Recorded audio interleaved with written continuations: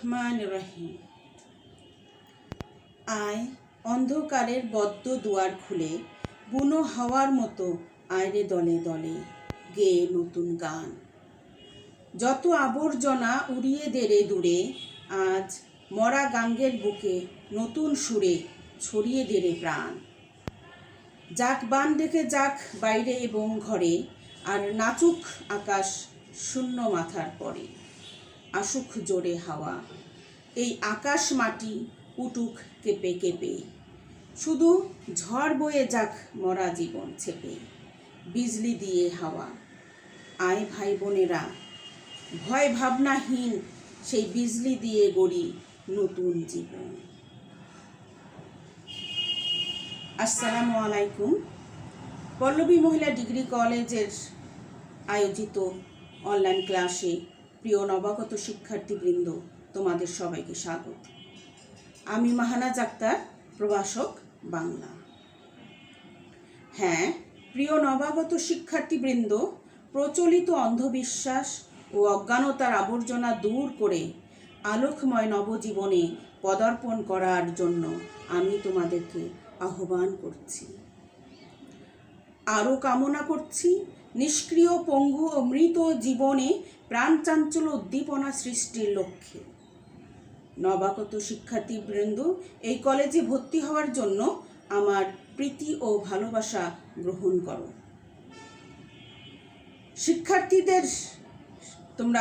শিক্ষার্থীবৃন্দ, তোমরা শিক্ষা জীবনের এক ধাপ উত্তীর্ণ হয়ে জীবন কুসুমকে প্রস্ফুটিত করার দুর্বার বাসনায় পল্লবী মহিলা ডিগ্রি কলেজে তোমাদের শুভাগমন। জয় হোক তোমাদের।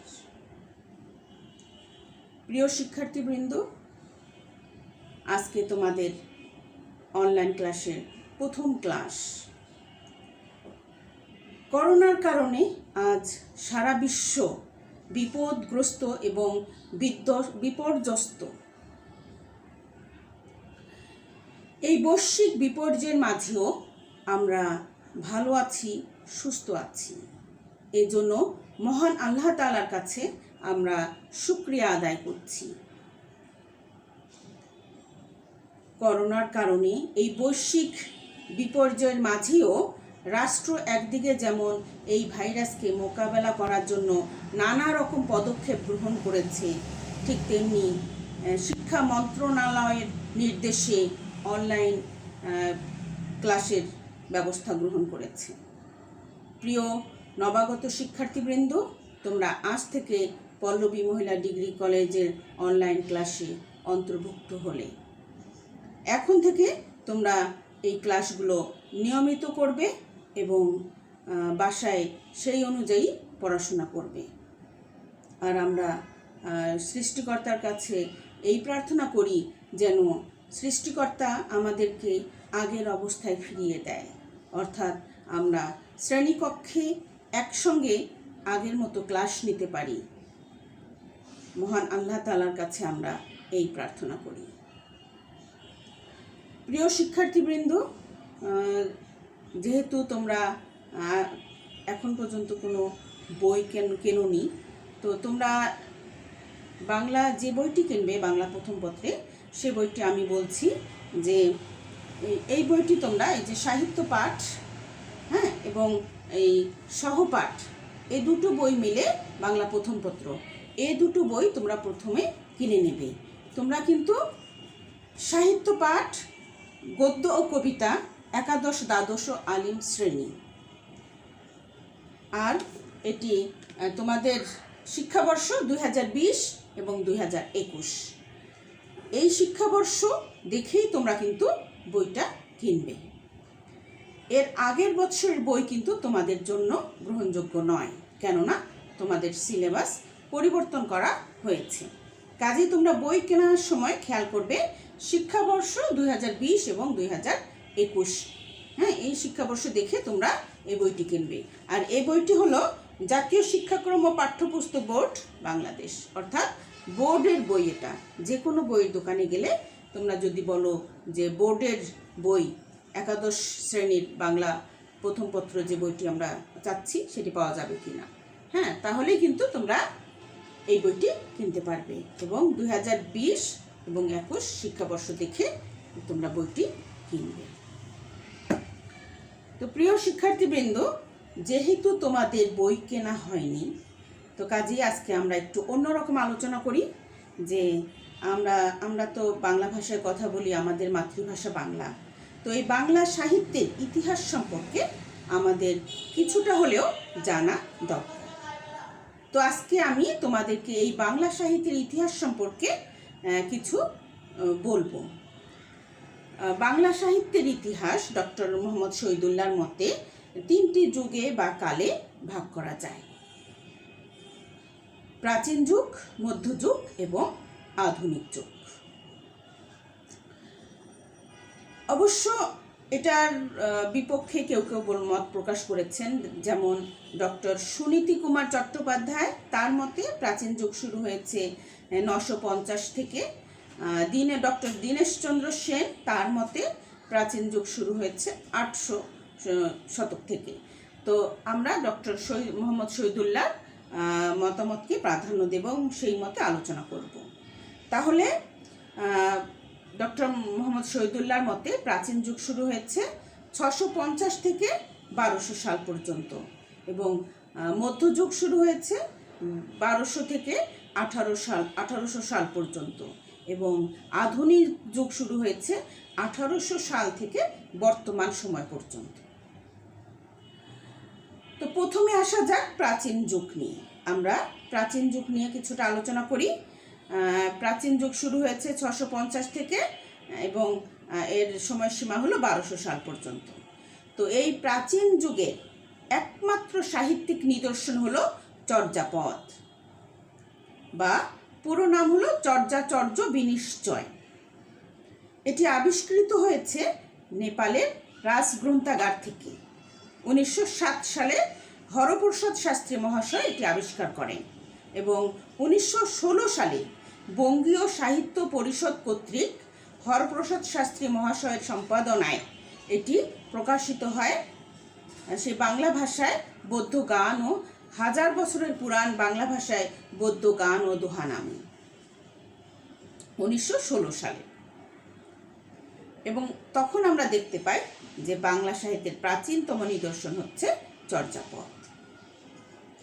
এই চর্যাপদগুলো ছোট ছোট পদ আকারে লেখা এবং এই চর্যাপদে মোট পদ সংখ্যা হলো 51টি, কিন্তু আমরা পেয়েছি হলো 46টি, কেননা এর 3টি পদ নষ্ট হয়ে গিয়েছে এবং একটি পদের শেষের অংশটুকু আমরা পাইনি। যে 3টি পদ নষ্ট হয়েছে সেগুলো হলো 24, 25 এবং 48 সংখ্যক পদ, আর 23 নম্বর পদটির শেষের অংশটুকু আমরা পাইনি।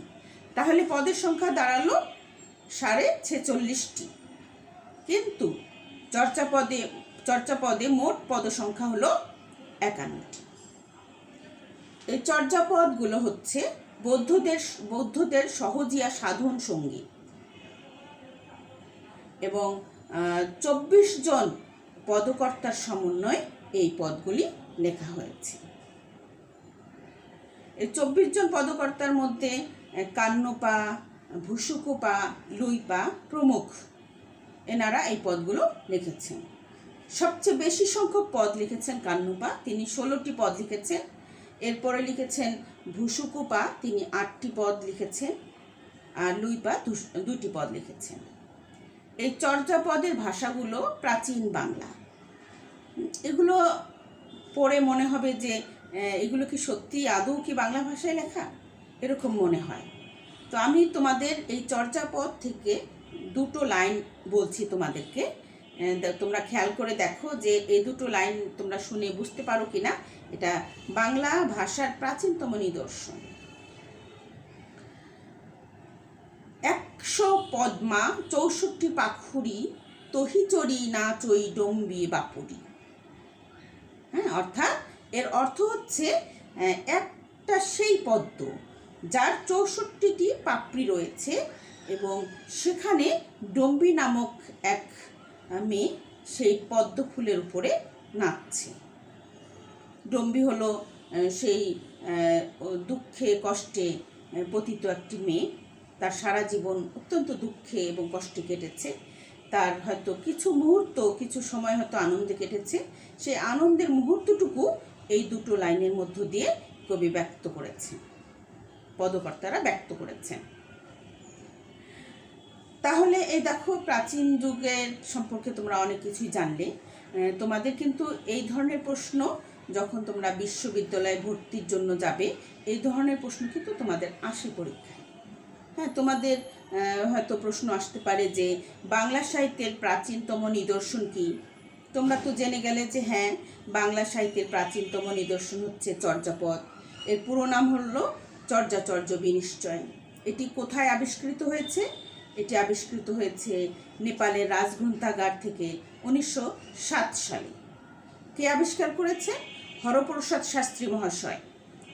এটি প্রকাশিত হয়েছে কত সালে? 1916 সালে বঙ্গীয় সাহিত্য পরিষদ কর্তৃক এটি 1916 সালে প্রকাশিত হয়েছে।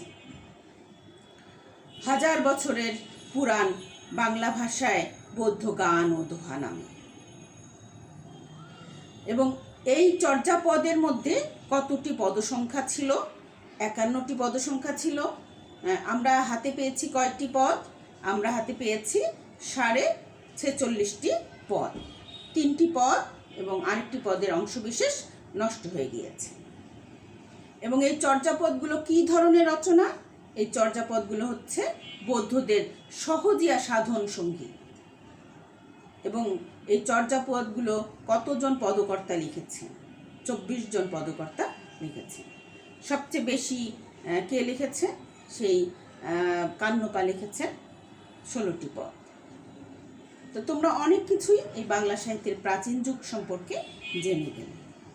তোমরা যখন বিশ্ববিদ্যালয়ে ভর্তি পরীক্ষায় অংশগ্রহণ করবে, তখন দেখা যাবে যে এখান থেকে হয়তো 2-1টা প্রশ্ন তোমাদের এসে যায় পরীক্ষায়। এরপরে আসো বাংলা সাহিত্যের মধ্যযুগ। বাংলা সাহিত্যের মধ্যযুগ শুরু হয়েছে 1200 সাল থেকে এবং শেষ হয়েছে এর সময়সীমা 1800 সাল পর্যন্ত। এই মধ্যযুগের 1200 থেকে 1350 পর্যন্ত সময়টুকুকে বলা হয় অন্ধকার যুগ বা তামস যুগ বলে অভিহিত করেছেন কেউ কেউ। কেননা সে রাজনৈতিক অরাজকতার কারণে এই সময় হয়তো তেমন কোনো সাহিত্যিক নিদর্শন পাওয়া যায়নি। সে কারণেই অনেকেই এই সময়টুকুকে বলেছে অন্ধকার যুগ বা তামস যুগ। প্রিয় শিক্ষার্থীবৃন্দ, তোমরা খেয়াল করবে যে মধ্যযুগের বিরাট পরিসর জুড়ে কিন্তু মুসলমান শাসকদের অন্তর্ভুক্ত। কেননা ইতিহাস থেকে আমরা জানি যে 1202 মতান্তরে 1204 সালে ইখতিয়ার উদ্দিন মোহাম্মদ বিন বখতিয়ার খলজি বাংলা আক্রমণ করেন এবং তারপর থেকে মুসলমান শাসনের সূত্রপাত হয়। তো কাজেই এই মধ্যযুগের বিরাট পরিসর জুড়ে এই মুসলিম শাসনের অন্তর্গত। আর মধ্যযুগের প্রথম যে সাহিত্যিক নিদর্শন সেটা হচ্ছে বড়ু চণ্ডীদাসের শ্রীকৃষ্ণ কীর্তন। রাধাকৃষ্ণের প্রেম কাহিনী নিয়ে এই শ্রীকৃষ্ণ কীর্তন রচিত হয়েছে। আনুমানিক 1400 শতকের শেষের দিকে কিংবা 1500 শতকের প্রথম দিকে আমরা এই শ্রীকৃষ্ণ কীর্তন কাব্যটি পাই। এই রাধাকৃষ্ণের প্রেম কাহিনী নিয়ে আরও কিছু রচনা আমরা পাই, যেমন বৈষ্ণব পদাবলী। বৈষ্ণব পদাবলী শ্রীকৃষ্ণ কীর্তন আমরা যে মধ্যযুগের প্রাচীনতম যে নিদর্শনটি পেয়েছি তার থেকে আরও পরিমার্জিত, আরও সুন্দর এবং সাবলীল ভাষায় রচিত বৈষ্ণব পদাবলী। এবং সাহিত্যিকের মানদণ্ডে বৈষ্ণব পদাবলী কিন্তু অনেক উন্নত মানের। এ সময়ে আমরা আরও পেয়েছি অনুবাদ সাহিত্য। সেই সংস্কৃত কীর্তিবাসের রামায়ণ অনুবাদের মধ্য দিয়ে অনুবাদ সাহিত্য এই সময় থেকে প্রচলিত হয়েছে। জীবনী সাহিত্য আমরা পেয়েছি। আরও পেয়েছি প্রথম মুসলমান সাহিত্যিক যে শাহ মোহাম্মদ সগীর প্রণয় উপাখ্যান জাতীয় রচনা ইউসুফ জুলেখা আমরা 1500 শতকের শেষের দিকে পেয়েছি। এরপরে মধ্যযুগের বিরাট পরিসর যুগে কিন্তু মঙ্গল কাব্য বিরাজমান। মঙ্গল কাব্য সেই কবি কঙ্কন, মুকুন্দরাম চক্রবর্তীর মঙ্গল কাব্য, ভারতচন্দ্র রায়গুণাকারের অন্নদা মঙ্গল কাব্য, মনসা মঙ্গল কাব্য আমরা এই সময় পেয়েছি। এই মঙ্গল কাব্যগুলো দেবদেবী নির্ভর।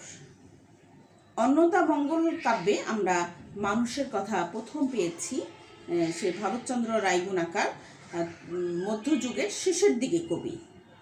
তিনি সেই তার অন্নদা মঙ্গল কাব্যে মানুষের কথা লিখেছেন। তিনি লিখেছেন যে আমার সন্তান যেন থাকে দুধে ভাতে। আমরা প্রথম মানুষের কথা পাই। প্রিয় শিক্ষার্থীবৃন্দ, তোমরা এখানে একটা জিনিস খেয়াল করবে, আমরা প্রাচীন যুগে এবং মধ্যযুগে যা কিছু পেয়েছি সাহিত্যিক নিদর্শন, সব কিছুই কিন্তু কাব্য আকারে লেখা এবং দেবদেবী নির্ভর। হ্যাঁ, কোনো গদ্য সাহিত্য কিন্তু আমরা এই সময় পাইনি। হয়তো স্বর্গে কোনো দেবতা কোনো কাজে ভুল করেছে, তাকে শাস্তিস্বরূপ মর্তে পাঠানো হয়েছে এবং তার শাস্তির মেয়াদ শেষ হলে সে আবার স্বর্গে ফিরে গেছে। এই ধরনের কাহিনী ছিল এই মধ্যযুগে এবং দেবদেবী নির্ভর কাহিনীগুলো ছিল বেশি। তো যাই হোক, মধ্যযুগের বিরাট পরিসর জুড়ে আমরা মঙ্গল কাব্য পেয়েছি, আমরা অনুবাদ সাহিত্য পেয়েছি, আমরা জীবনী সাহিত্য পেয়েছি, আমরা প্রণয়পক্ষান জাতীয় রচনা সেই ইউসুফ জুলেখা পেয়েছি, আরও পেয়েছি শিরি ফরহাদ, লাইলি মজনু। হ্যাঁ, আমরা এগুলো প্রণয়পক্ষান জাতীয় রচনা। আর তাহলে তোমরা মধ্যযুগ থেকে তোমরা কি শিখলে, যে মধ্যযুগের প্রথম সাহিত্যিক নিদর্শনের নাম কি?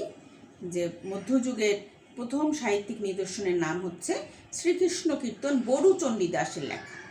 এটি আনুমানিক 1400 শতকের শেষের দিকে বা 1500 শতকের শুরুর দিকে আমরা পেয়েছি। পঞ্চদশ শতকের আর শুরুর দিকে অথবা শেষের দিকে আমরা প্রণয়পক্ষান জাতীয় রচনা শাহ মোহাম্মদ সগীরের ইউসুফ জুলেখা পেয়েছি। আর এ সময় আমরা অনুবাদ সাহিত্য পেয়েছি, এ সময় আমরা জীবনী সাহিত্য পেয়েছি, নাচ সাহিত্য পেয়েছি, মরছিয়া সাহিত্য যেটা শোকগাথা, সে সাহিত্যগুলো আমরা এ সময় পেয়েছি। এই মধ্যযুগ কিন্তু খুবই সমৃদ্ধশালী একটা সাহিত্যিক নিদর্শন আমরা এ সময় পেয়েছি। এরপরে আসো আধুনিক যুগ। আধুনিক যুগ শুরু হয়েছে 1800 সাল থেকে বর্তমান কাল পর্যন্ত। আধুনিক যুগকে আমরা দুটো পর্যায় বা ভাগে ভাগ করতে পারি। একটা হলো আধুনিক যুগের প্রথম পর্যায়, আর হলো আধুনিক যুগের শেষ পর্যায়। আধুনিক যুগের প্রথম পর্যায়ে শুরু হয় 1801 থেকে 1860 সাল পর্যন্ত। এটাকে বলা হয় আধুনিক যুগের প্রথম পর্যায়। আর আধুনিক যুগের শেষের পর্যায় হলো 1860 সাল থেকে বর্তমান কাল পর্যন্ত। প্রিয় শিক্ষার্থীবৃন্দ, আমরা জানি ইংরেজরা আমাদের এদেশকে শাসন করেছে 200 বছর এবং আমাদের দেশ থেকে প্রচুর সম্পদ তারা নিয়ে গেছে নিজের দেশে। সব দিক থেকে আমাদের দেশকে, এই উপমহাদেশকে ক্ষতিগ্রস্ত করে গেছে তারা। কিন্তু একটি ক্ষেত্রে আমরা তাদের কাছ থেকে লাভবান হয়েছি। অবশ্য সেটা তাদের প্রয়োজনে তারা কিন্তু সেই কাজটি করেছে। যে সেই সময় 1800 সালে সেই লর্ড ওয়েলেসলি তত্ত্বাবধানে তখন কলকাতায় ফোর্ট উইলিয়াম কলেজ স্থাপন করা হয়। এই ফোর্ট উইলিয়াম কলেজের উদ্দেশ্য ছিল যে ইংরেজদেরকে এদেশের কৃষ্টি কালচার সম্পর্কে জানাতে হবে, শেখাতে হবে। তা না হলে তারা এই দেশকে শাসন করবে কিভাবে? সেই কারণে তারা ফোর্ট উইলিয়াম কলেজ স্থাপন করেন এবং সেই কলেজের প্রধান রূপে নিযুক্ত করেন উইলিয়াম কেরিকে। এবং উইলিয়াম কেরির তত্ত্বাবধানে উইলিয়াম কেরির আন্ডারে আমাদের এদেশীয় পণ্ডিত ব্যক্তিকে নিয়োগ দেওয়া হয়। আমাদের এদেশীয় পণ্ডিত ব্যক্তিদের মধ্যে প্রথমে আছেন রামরাম বসু, গোলকনাথ শর্মা, আরও পরবর্তীকালে ঈশ্বরচন্দ্র বিদ্যাসাগর প্রমুখ। এনারা এই ফোর্ট উইলিয়াম কলেজের সঙ্গে নিযুক্ত হন এবং এই ফোর্ট উইলিয়াম কলেজে এনারা যখন নিযুক্ত হলেন তখন এনারা ইংরেজি সাহিত্যের সংস্পর্শে আসেন। আমাদের দেশের পণ্ডিত ব্যক্তিরা ইংরেজি সাহিত্যের সংস্পর্শে আসেন এবং তখন তারা দেখেন যে ইংরেজি সাহিত্যে বহু আগে থেকেই গদ্য সাহিত্যের প্রচলন শুরু হয়েছে। তখন আমাদের দেশের পণ্ডিত ব্যক্তিরা এই গদ্য সাহিত্যের প্রচলন শুরু করলেন। তারা তখন গদ্য সাহিত্য লেখালেখি শুরু করলেন এবং প্রথম দিকের গদ্য সাহিত্যগুলো ছিল কথোপকথনমূলক, দলিল দস্তাবেজ ইত্যাদি। তো প্রথম দিকের এই গদ্য সাহিত্যগুলো এভাবেই লেখা হতে থাকে।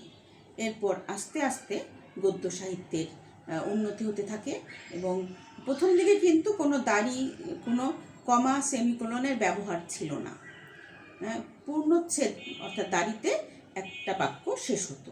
কিন্তু ঈশ্বরচন্দ্র বিদ্যাসাগর এই দাড়ি, কমা, সেমিকোলন এর সম্পর্কে সুস্পষ্ট ব্যাখ্যা দিলেন এবং তারপর থেকে গদ্য ভাষা আরও উন্নতভাবে লেখালেখি শুরু হতে থাকলো।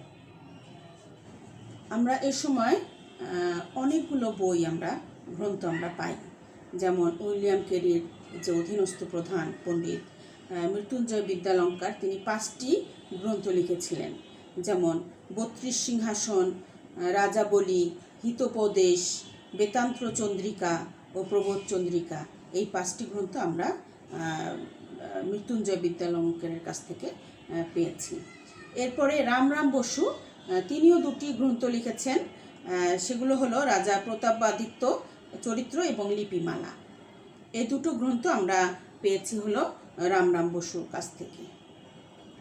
গোলকনাথ শর্মা, তিনি সংস্কৃত থেকে অনুবাদ করেছিলেন হিতোপদেশ নামে গ্রন্থটি। রাজা রামমোহন রায় কিন্তু তিনি কিছু বই লিখেছিলেন এবং তার পাশাপাশি তিনি সমাজ সংস্কারমূলক কিছু কাজও করেছেন। তিনি 1821 সালে সেই ব্রাহ্মণ সেবদী নামক একটি বই প্রকাশ করেন। ঈশ্বরচন্দ্র গুপ্তের কাছ থেকে আমরা সংবাদ প্রভাকর নামে সাময়িক পত্রের আমরা পেয়েছি, যেটা ইতিহাসের এক নতুন যুগের উন্মেষ ঘটিয়েছে। বঙ্কিমচন্দ্র চট্টোপাধ্যায় তার প্রথম যে উপন্যাস বঙ্কিমচন্দ্র দুর্গেশ নন্দিনী, সেটা কিন্তু বাংলা সাহিত্যের প্রথম উপন্যাস, সার্থক উপন্যাস। এছাড়াও তিনি 22 বছরে 14টি উপন্যাস লিখেছেন। তার সাহিত্যিক জীবনের 22 বছরে তিনি 14টি উপন্যাস লিখেছেন। আমরা আধুনিক যুগের প্রথম মহিলা কবি আমরা পেয়েছি। তিনি ছিলেন মহর্ষি দেবেন্দ্রনাথ ঠাকুরের চতুর্থ কন্যা এবং রবীন্দ্রনাথ ঠাকুরের বড় বোন স্বর্ণকুমারী দেবী আমরা মহিলা সাহিত্যিক হিসাবে পেয়েছি। মধ্যযুগের দ্বিতীয় পর্যায়ে শুরু হলো 1860 সাল থেকে। তখন আমরা অনেক ধরনের সাহিত্যিক নিদর্শন আমরা পেয়েছি। মাইকেল মধুসূদন দত্তের সময় থেকে আমরা দ্বিতীয় যুগ আমরা শুরু করেছি। দ্বিতীয় যুগ মাইকেল মধুসূদন দত্তের সময় থেকে। মাইকেল মধুসূদন দত্ত কিন্তু প্রথম মহাকাব্য রচনা করেছেন। মেঘনাদ বধ তার প্রথম মহাকাব্য, তিনি বাংলা সাহিত্যের প্রথম মহাকাব্য তিনি রচনা করেছেন। এরপর রবীন্দ্রনাথ ঠাকুরের হাতে এসে ব্যাপকভাবে এর প্রসার ঘটে। এমন কোনো শাখা নাই জগতের যে গল্প, ছোট গল্প, উপন্যাস, প্রহসন জাতীয় রচনা, কাব্যগ্রন্থ সব কিছুই আমরা এই রবীন্দ্রনাথ ঠাকুরের হাতে আমরা পেয়েছি। তাহলে দেখো, আধুনিক যুগের বিরাট পরিসর যুগে কিন্তু আমরা কাব্য পেয়েছি, আর আধুনিক যুগে আমরা উপন্যাস পেয়েছি। প্রথম উপন্যাস সেই হ্যানা ক্যাথরিন ম্যালেন্স লিখেছিলেন ফুলমণি ও করুণার বিবরণ, কিন্তু সেটা সার্থক হয়নি। আমরা সার্থক উপন্যাস পেয়েছি বঙ্কিমচন্দ্র চট্টোপাধ্যায়ের সেই 1865 সালে লেখা। এর আগে আমরা পেয়েছি 1858 সালে সেই টেকচাঁদ ঠাকুর, পেরিচাঁদ মিত্রের লেখা সে আলালের ঘরে তোলা। এটাও কিন্তু সার্থক উপন্যাস হয়ে ওঠেনি, এর মধ্যেও কিন্তু নানা রকম ত্রুটি বিচ্যুতি রয়ে গেল। আমরা প্রথম সার্থক উপন্যাস পেয়েছি দুর্গেশ নন্দিনী 1865 সালে।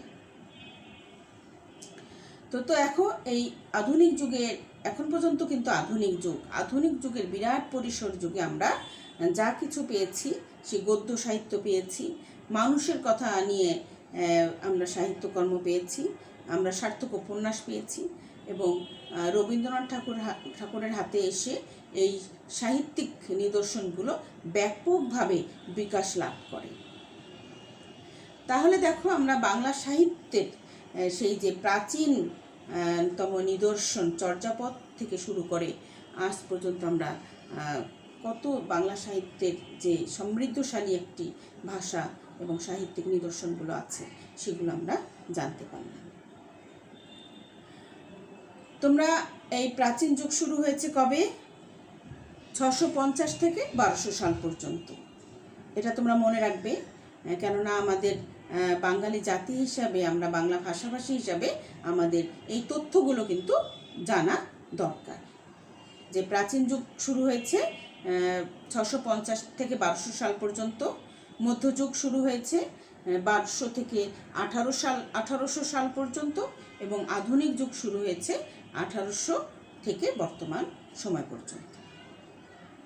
এবং এই প্রাচীন যুগের একমাত্র সাহিত্যিক নিদর্শন হলো চর্যাপদ বা চর্যাচর্য বিনিশ্চয়, যেটা আমরা পেয়েছি নেপালের রাজগ্রন্থাগার থেকে। 1907 সালে এটা আবিষ্কার করেছেন হরপ্রসাদ শাস্ত্রী মহাশয় এবং নেপালের রাজগ্রন্থাগার থেকে, এবং এটি প্রকাশিত হয় 1916 সালে বঙ্গীয় সাহিত্য পরিষদ কর্তৃক হরপ্রসাদ শাস্ত্রী মহাশয়ের সম্পাদনায় সে 1000 বছরের পুরাণ বাংলা ভাষায় বৌদ্ধ গান ও দোহা নামে। এবং তখনই আমরা জানতে পারলাম যে বাংলা সাহিত্যের প্রাচীনতম নিদর্শন হলো চর্যাপদ বা চর্যাচর্য বিনিশ্চয়। এবং এই চর্যাপদে আমরা মোট 51টি পদ আমরা পেয়েছি, তার মধ্যে 3টি আর একটি পদের শেষের অংশটুকু নষ্ট হয়ে গিয়েছে। তাহলে আমরা পদসংখ্যা পেলাম 46.5টি। এবং এই পদগুলো লিখেছেন 24 জন পদকর্তা, এবং এই পদগুলো হচ্ছে বৌদ্ধদের সহজিয়া সাধন সঙ্গী। এই পদগুলো ছোট ছোট কবিতা আকারে লেখা। আমরা প্রাচীন যুগে কোনো রকম গদ্য সাহিত্য পাইনি। এরপরে আসো সেই মধ্যযুগ শুরু হলো। আমরা একটু আগে জেনেছি যে 1200 থেকে 1800 সাল পর্যন্ত মধ্যযুগ, এবং এই মধ্যযুগ শুরু হলো মুসলমান শাসন, অর্থাৎ 1202 মতান্তরে 1204 সালে ইখতিয়ার উদ্দিন মোহাম্মদ বিন বখতিয়ার খলজি বাংলা আক্রমণ করার পর থেকে মুসলিম শাসন শুরু হয়, এবং এই মধ্যযুগের বিরাট পরিসর জুড়ে মুসলমান শাসকদের তত্ত্বাবধানে সাহিত্যকর্ম সৃষ্টি হতে থাকে। তো মধ্যযুগের প্রাচীনতম নিদর্শন হলো শ্রীকৃষ্ণ কীর্তন, সে বড়ু চণ্ডীদাসের লেখা। আমরা জেনেছি রাধাকৃষ্ণের প্রেম কাহিনী নিয়ে লেখা এই গ্রন্থটি সেই 1400 শতকের শেষের দিকে বা 1500 শতকের শুরুতে আমরা এটি পেয়েছি। এরপরে রাধাকৃষ্ণের প্রেম কাহিনী নিয়ে আরও লেখা হয়েছে বৈষ্ণব পদাবলী। এই বৈষ্ণব পদাবলী উন্নত মানের রচনা। এরপরে আমরা জীবনী সাহিত্য পেয়েছি, আমরা অনুবাদ সাহিত্য পেয়েছি, আমরা মুসলমানদের প্রণয়োপাখ্যান জাতীয় রচনা যেমন শাহ মোহাম্মদ সগীরের ইউসুফ জুলেখা, লাইলি মজনু, শিরি ফরহাদ, আমরা এগুলো পেয়েছি মধ্যযুগে। মধ্যযুগের বিরাট পরিসর জুড়ে আছে কিন্তু মঙ্গল কাব্য, চণ্ডীমঙ্গল, মনসামঙ্গল, অন্নদামঙ্গল। চণ্ডীমঙ্গল কে লিখেছে? সেই কবি কঙ্কন মুকুন্দরাম চক্রবর্তী।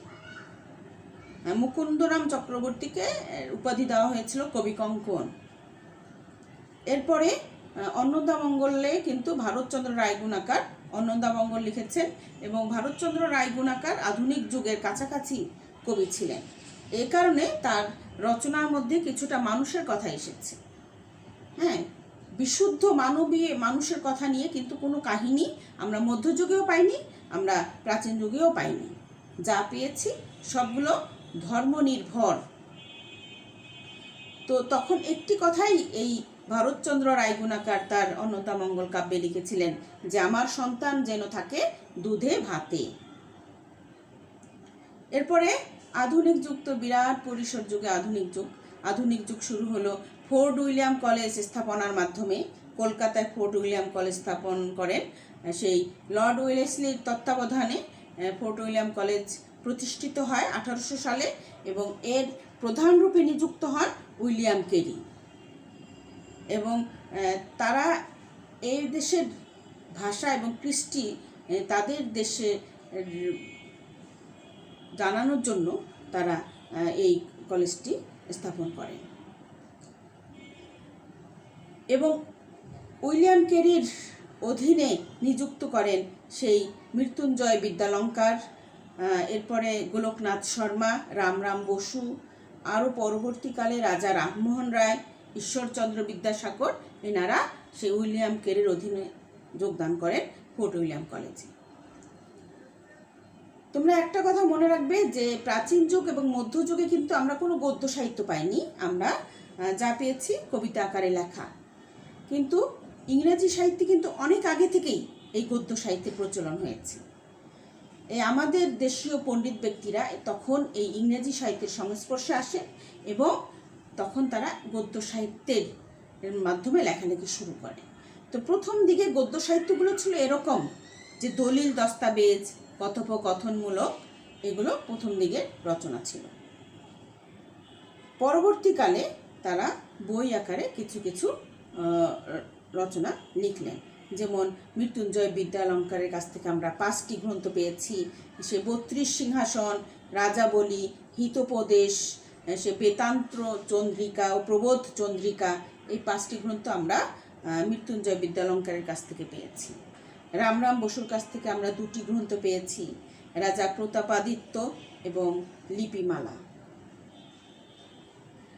গোলকনাথ শর্মা সেই সংস্কৃত থেকে অনুবাদ করেছিলেন হিতোপদেশ।